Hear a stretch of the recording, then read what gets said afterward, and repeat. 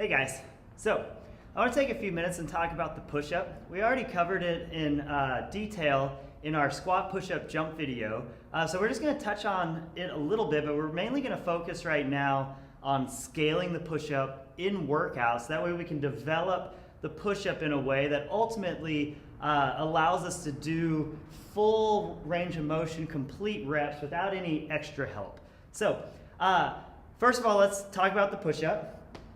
Our feet are going to be together, butt tight, belly button drawn in, rib cage extending up, holding our Kegel. We're going to twist our heels into each other to stabilize the hip. We're going to get our shoulders back in their sockets. We're going to twist our hands into the floor.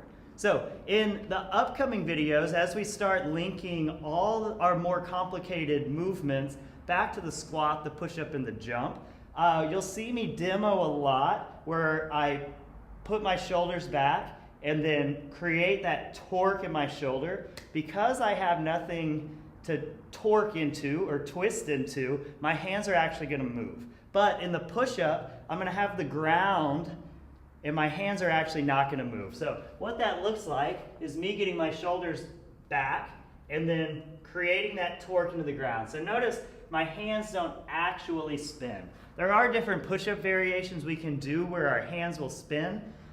But in general, we're going to do push-ups with our fingers facing forward. We just create that rotation. So if you ever see me going like this with my hands, we're not talking about your hands actually spinning. We're talking about creating that rotation in that shoulder to stabilize it. So for the push-up, basically what we're looking at is getting our body in that position, shoulders back, creating that rotation, and then nothing in my spine moves, and it's purely an arm movement. We see a lot of people struggle with the push-up, and we start seeing a lot of back wiggling around. When we see that happen in the push-up, we know as soon as we start doing other movements, pulling, pushing, we're going to see the exact same back wiggle. So the same things that break down in the push-up are the same things that are going to break down later on, and it's not until we perfect the push-up that we actually have the opportunity to get really, really good at everything else. So for the push-up, my hand placement is ultimately going to determine what muscles are used. The wider I go, it's going to use a little more chest. The narrower I go, it's going to use a little more tricep. In general, the tricep is a big old muscle that we can really develop, and it transfers to a lot of things. So in general, we're going to do our push-ups with our hands directly under our shoulders. And if we're doing a workout that has a bunch of push-ups in it, or if we're purposefully going to try and bias the chest a little bit more, we may change our hand positions or we may go a little bit wider. So for the push-up, I'm looking at getting everything nice and tight, creating that position, and then just maintaining that back angle as I go.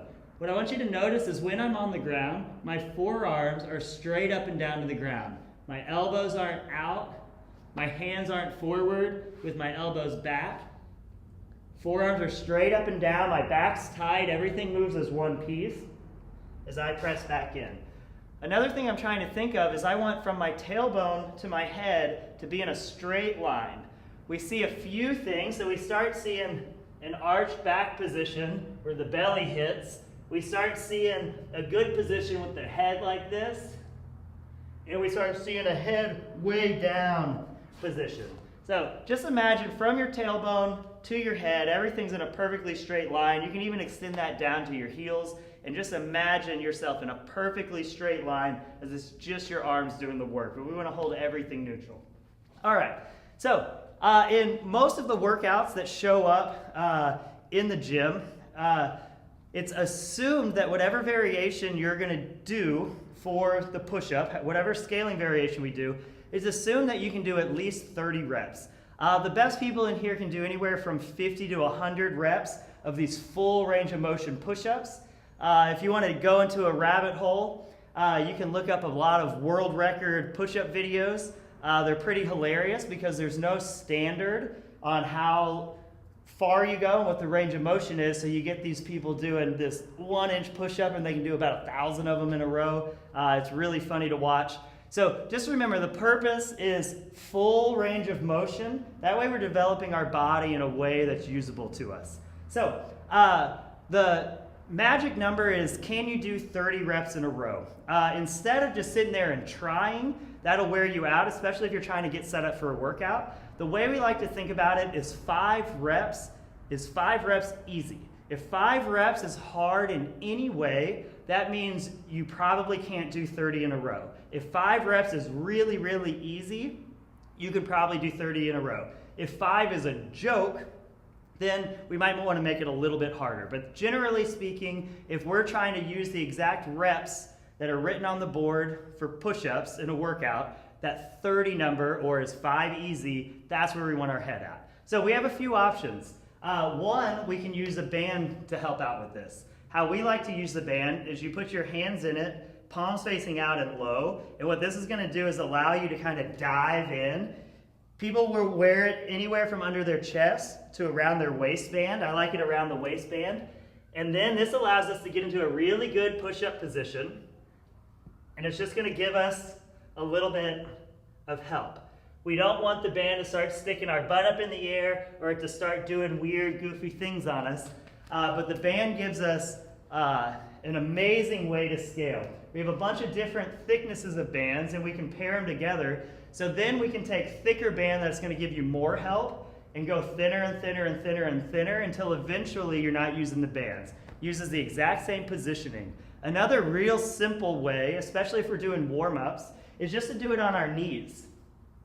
So if I get into a push-up plank position, butt tight, belly button drawn in, I'm going to drop my knees. What we see a lot is when people start doing knee push-ups, they bend at the hip, and then they end up kind of getting trapped here, and that motion feels a little bit more like I'm pressing overhead than it does like I'm pressing straight forward, which is the motion we want to get out of the push-up. So from being nice and tight, I'm going to drop my knees, and then thinking all the same things, trying to keep those elbows tucked, and from the tailbone to my head in a nice straight line.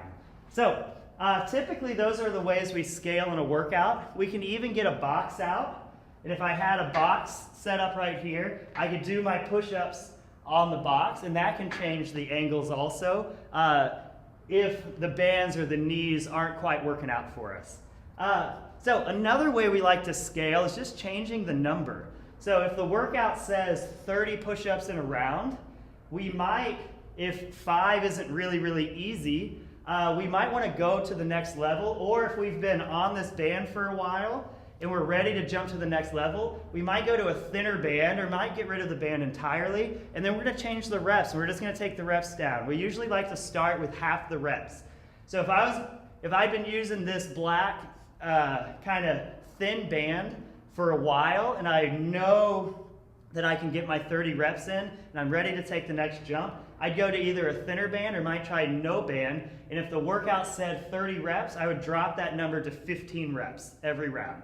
Then I'd slowly build it up. Maybe after doing that for a month, I'd bump that up to 20 reps, and then I'd bump it up to 25 reps. So I would just bump it maybe from 50% of the reps prescribed on the board to 60% to 70% until I've worked up to 100% of the reps for a while, and then I'm ready to make it harder, or if I'm on the push-ups, I've done it. So that's kind of how we chip away and keep challenging ourselves and keep progressing us further and further. But typically the easiest way to scale pull-ups and continue progressing and making it harder and harder on yourself is either going through the knees, but the problem is that gives us just one band to use. So what we really like to do is the bands. So try out different bands. What band makes 5 easy? That's where you should start. Once you gain confidence there, we make it harder and we take the reps down and we build the reps up. One last thing to keep in mind is how high you tie the band matters. So if you're using the same band, but you put that same band on a higher pole, it's going to give you more help. If you put that same band on a lower pole, it's going to give you less help. So even if you're using the same band, pay attention to the height of the pull-up bar, which you're attaching it to, because that's going to matter also. All right, enjoy.